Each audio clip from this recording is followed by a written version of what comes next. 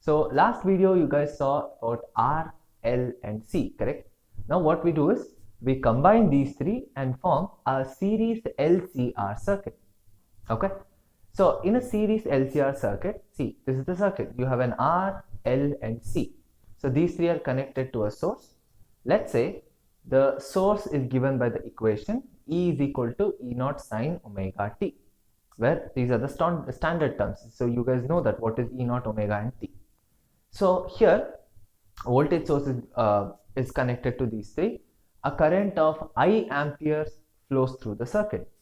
See, since these three are connected in series, the same current flows, right? And the voltage will split, correct?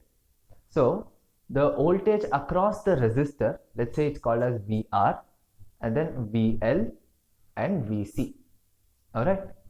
Okay. So here VR is given by I into R, correct? Because I is the current, R is the resistance. Now, similar way, for an inductor, we have VL is equal to I into XL. Now, in the previous videos, if you guys remember, XL was called as inductive reactance. Now, this inductive reactance has the same unit that of the resistance. So, we have VL is equal to I into XL. Alright. Similar way, VC will be I into XC. Okay. So, these are the three voltage drops across the three components of the circuit. Okay. Now, what we are looking at is the net voltage of the given series LCR circuit. Okay, the net voltage. So, what we have is, see, last videos, so we guys did the phase diagram, remember, or phasors. So, now phasors was, it's basically what? It's a representation of the relation between EMF and current, right? Okay, now let's just recap that. For a resistor, the EMF and current are in phase. Next, for an inductor, the EMF leads the current by pi by 2.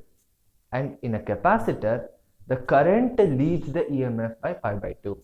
Correct? So, what we have here is we combine these three together.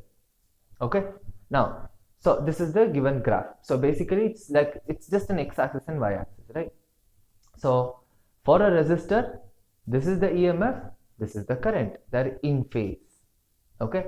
Now, if this is the current, then for an inductor, this will be the EMF, because EMF leads by pi by 2.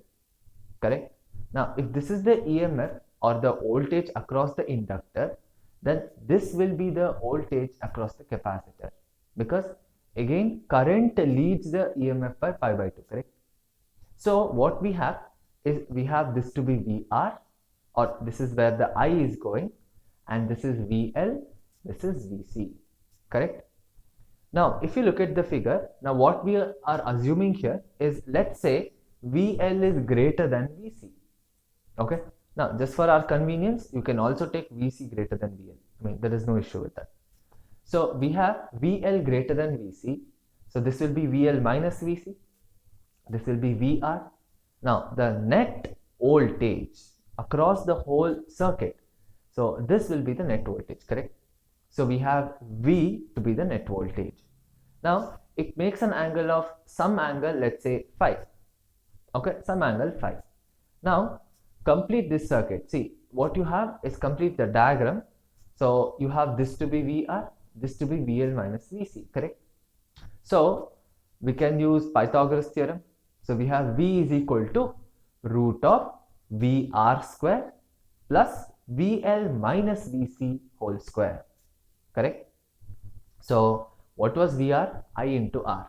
Same way VL and VC also, if you substitute, you will get VR square plus VL minus VC whole square. So we get IR whole square plus IXL minus IXC whole square, correct? So everywhere you can take I square common.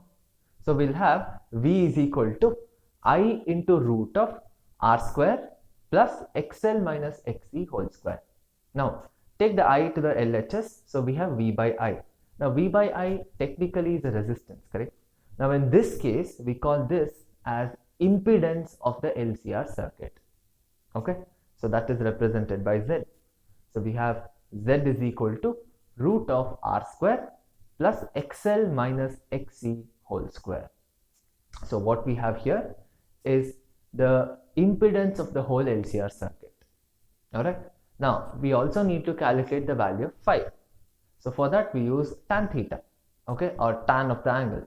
So we have tan phi is equal to VL minus VC by VR. Again, you substitute in terms of current and resistance. So we have tan phi is equal to IXL minus IXC by IR.